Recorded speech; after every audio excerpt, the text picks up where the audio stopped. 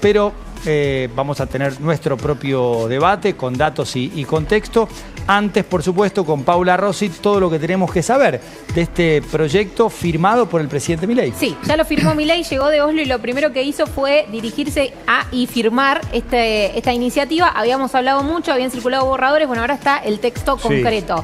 Sí. Estamos viendo acá abajo el momento en el que Milei firma este texto, que, a ver, en lineamientos generales el gobierno dice lo que queremos hacer es reducir esos impedimentos que van contra la contratación formal de trabajadores. La oposición le dice, vos con este proyecto no vas a conseguir aumentar la masa de trabajadores en blanco, por decirlo de alguna manera. Esto es lo que se está discutiendo. El proyecto en materia sindical no avanzó sobre la cuota solidaria, que era la duda que nos quedaba en estas últimas horas. Sí, el martes habíamos dicho que iba a ser muy difícil, casi imposible. Un guiño total del gobierno a los sindicatos, a ver, claramente. La cuota solidaria, para resumirlo, es una de las vías de financiamiento de los sindicatos, entonces estaba esta duda con respecto a si se iba a hacer alguna modificación o no. En las últimas horas, lo veníamos contando, hubo algunos contactos con las centrales sindicales y el gobierno ya venían deslizando de Casa Rosada que no se iba a avanzar en un proyecto antisindical. Dicen en Casa Rosada que la reforma sindical vendrá más adelante en otro texto. Dicen, nosotros lo que queremos es cambiar las modalidades de trabajo actual para lograr esto que te decía, que haya más trabajo en blanco. Eso dice el gobierno, la oposición no considera lo mismo. Pero, pese a que no estuvo incluido lo de la cuota solidaria, la CGT confirma que va a hacer una movilización para manifestarse en contra de esta reforma. 18 de diciembre. Porque la reforma tiene una serie de articulados que, sobre todo vinculados al derecho a huelga, empieza con algunas restricciones, sobre todo en base a las asambleas. Por ejemplo, el trabajador no puede percibir salarios si participa de una asamblea porque el texto considera que no está prestando labor al empleador. Y después se suman actividades esenciales, que son las que tienen que tener 75% de presencialidad, y actividades trascendentales, que son las que tienen que tener 50% de presencialidad. Entonces esto también genera algunos ruidos, entre otros artículos y cuestiones características que tiene este proyecto. Pero si quieren, escuchamos lo que decía la CGT cuando anunciaba la medida de fuerza y después lo debatimos. Vamos. Nos oponemos terminantemente a cada uno de los puntos que establece este proyecto de reforma laboral. Vamos a tener una estrategia con un plan de acción.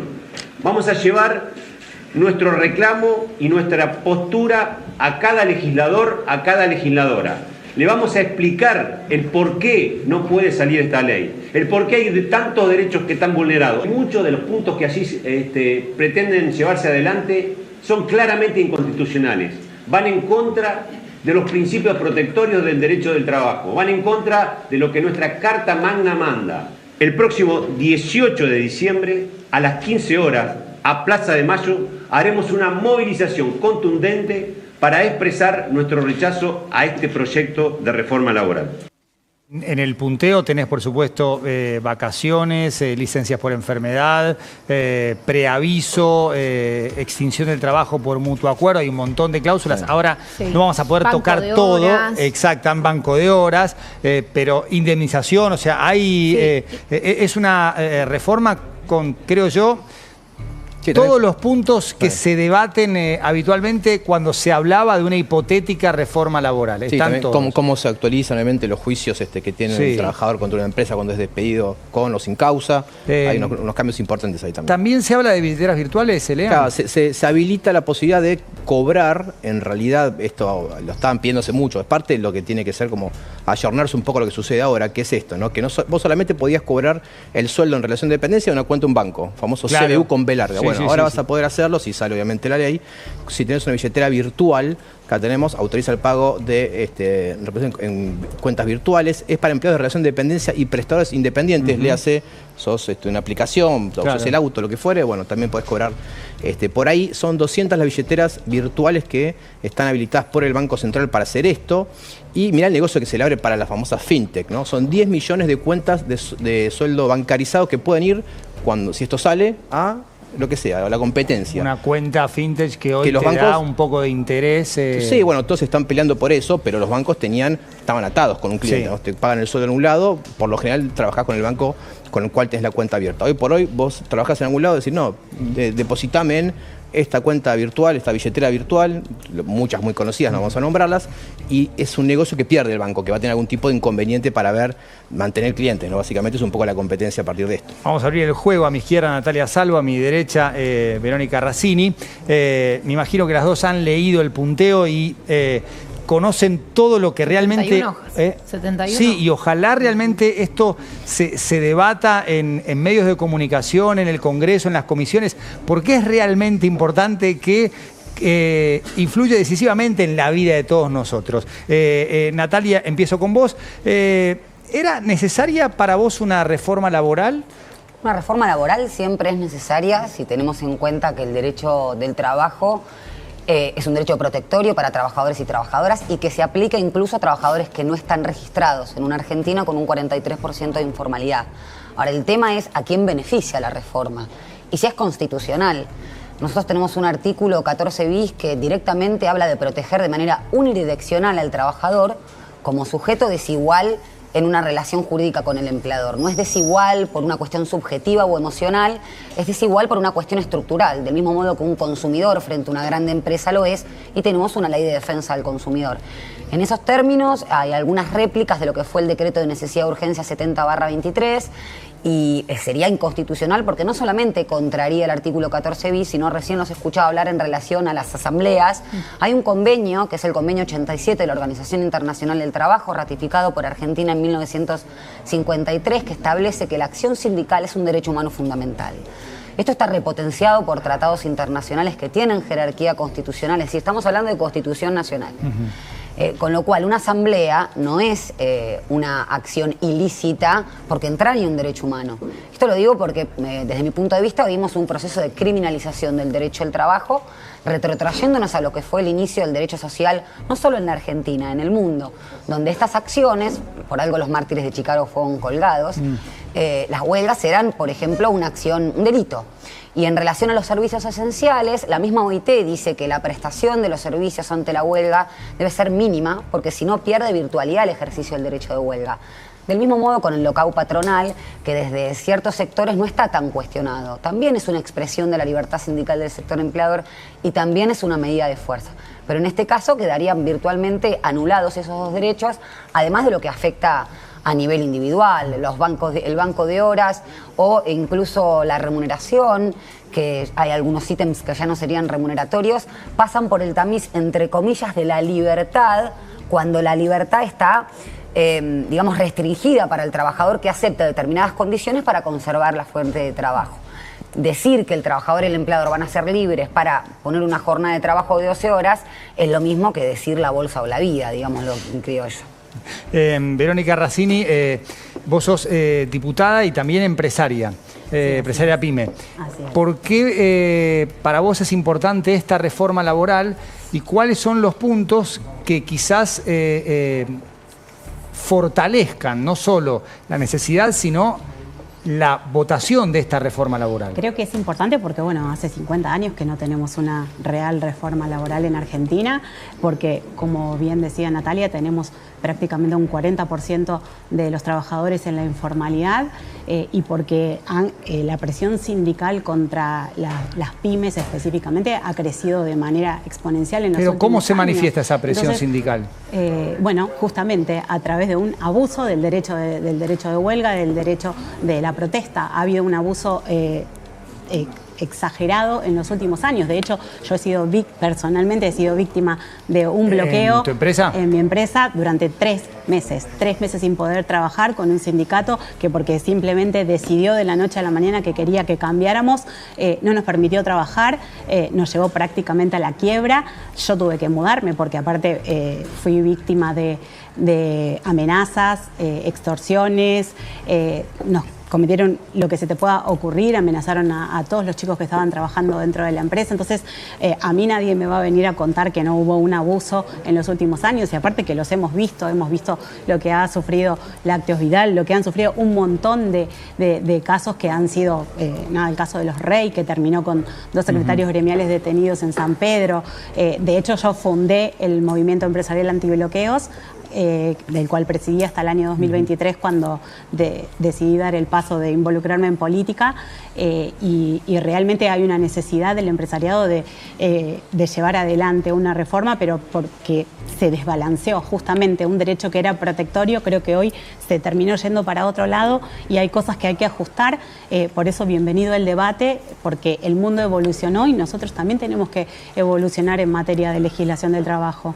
Natalia, ¿hay algunos convenios colectivos de trabajo que están viejos, obsoletos frente a los cambios tecnológicos, por ejemplo? No, no es cierto. La primera ronda de negociación de los convenios del 75, que podemos citar a la UOM o al convenio de comercio, fueron reactualizados. El hecho de que sea 130/75 no implica que a través de la negociación colectiva no se hayan actualizado. Yo escuchaba a la diputada que decía que hace 50 años que no hay reformas laborales. Hace 50 años tenemos una ley de contrato de trabajo. Pero incluso si vamos a 30 años para atrás, tuvimos reformas laborales muy similares, la ley de PYME en 1995, la Ley Nacional de Empleo, leyes que establecieron el periodo de prueba, lo que se llamó en ese momento la disponibilidad colectiva, es decir, hacer que los convenios colectivos puedan perforar derechos establecidos en la ley e ir en contra del derecho, pero también fraccionamiento de vacaciones, banco de horas muy similares. Después hubo varias leyes también que se han modificado. Yo comprendo, o sea, el sector empresarial es un sector privado tan válido como el sector de trabajadores, pero actualmente con fuentes de incluso de la Superintendencia de Riesgo de Trabajo tenemos 19.000 empleadores menos de la gestión del presidente Javier Milei. Dentro de esos 19.000 empleadores menos, el 99,5% son pequeños y medianos empleadores. Con lo cual, lo que da a la quiebra de las empresas no son los derechos laborales ni las leyes que, como todo pensamiento mágico, no vamos a creer ni que crean ni que destruyen empleo. En este caso es una determinada política económica de retracción del consumo, de aumento de la inflación, y con respecto al Instituto del Abuso del Derecho, existe desde la modificación del Código Civil en 1968 y corre para todos los derechos. Yo creo que obviamente en caso de que exista o violencia o intimidación, siempre existe el Código Penal. El punto es que de un tiempo a esta parte todo lo que eran acciones, por ejemplo, puso la diputada el caso de Lácteos Vidal, ahí se reclamaba la obligatoriedad de un convenio colectivo y diferencias salariales. O sea, que no era que no estaba fundado en normas. Y después lo que sucedió en San Pedro fue perdóname, pero ahí lo que se reclamaba era una recategorización. Sí, digo, allí una prórroga de jurisdicción y se tomó indagatoria sin ningún tipo de garantía. Pero bueno, para no quedarnos en la casuística, entiendo, no voy a invalidar la palabra, lo que sí digo, por ejemplo, si vamos un poquito más para atrás, en el gobierno de Mauricio Macri se intervinieron 23 sindicatos, un número muy similar a la última dictadura cívico-militar y lo que han pasado en otros tipos de gobiernos neoliberales. Esto no lo estoy inventando yo, ni es una opinión política que la tengo. Está en el artículo 6 de la Ley de Asociaciones Sindicales que dice que el Poder Ejecutivo, ni ningún poder público ni empresarial, debe inmiscuirse en el accionar sindical. Es un principio, Pablo, que nos costó muy, muy caro. En la última dictadura se cercenaron estos derechos. Y cuando hablo de libertad sindical, porque hay un sobrefoco en el sindical, hablo también de las organizaciones empresariales. Hay que entender esto. Las empresas tienen un determinado interés, que es aumentar el margen de rentabilidad y ganancia. Es válido, es constitucional. Sí, claro. Y los trabajadores de obtener mejores condiciones de trabajo y de vida. O sea, si negamos este conflicto constitucional, me refiero, digo, constitutivo, entonces estamos negando la existencia del interés de los trabajadores. Yo creo que en realidad tenemos un 40% de los trabajadores en la informalidad que de alguna manera en el contexto de una Argentina que viene de crisis tras crisis durante un montón de años, tenemos que sentarnos y encontrar la vuelta para que un empleador con cualquiera que vos hoy vayas y hables te van a decir el problema más importante que tienen son los impuestos y después la presión que sufren por parte de lo que son los aportes, bueno, y todo lo que hay en el medio de lo que es el costo laboral, lo que a un empleador le sale un trabajador y lo que el trabajador recibe. En el medio hay un montón de interferencias, ¿sí?, que hacen que tengamos trabajadores pobres y empleadores que no pueden pagar la totalidad del costo de esa relación. Creo que flexibilizarlo y hacer que entrar y salir de una relación laboral no sea tan difícil es un principio para poder reacomodar el sistema. Una pregunta para las dos, la misma. Hay dos tópicos que habitualmente dominan el debate a la hora de una reforma laboral. Una es la llamada industria del juicio y otra la necesidad de que haya una reforma impositiva complementaria y compatible con la reforma laboral. ¿Qué mirada tienen las dos sobre estos dos temas que me imagino habrán escuchado un montón de veces a la hora de discutir el tema de la reforma laboral?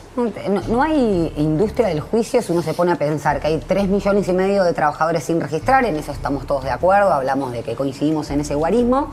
Y en la Justicia Nacional del Trabajo el año pasado se inició, teniendo en cuenta esos trabajadores que pueden iniciar un juicio, que tienen el acceso a la justicia, un 2% de juicios. Sucede que mediáticamente se habló tanto de la industria del juicio que parece que es un invento o una denuncia y que hay una Justicia Nacional del Trabajo que propende a fallar siempre a favor del trabajador. Quien dice eso no ha litigado jamás. Porque hay trabajadores que han perdido juicios. Por ejemplo, un trabajador está sin registrar, no tiene manera de llevar testigos y trabajaba en un kiosco. No va a poder probar ni acreditar eso. Entonces, eso es una falsedad. Lo mismo que yo hable de la industria de las quiebras fraudulentas, porque existen quiebras fraudulentas. O de la industria del carancheo en materia de aseguradoras. No se habla de eso, sin embargo existe, sí, claramente que sí. Entonces, me parece que caer en el casuismo da cuenta de que ejercer un derecho laboral es prácticamente ser un mafioso, que ya lo hemos escuchado.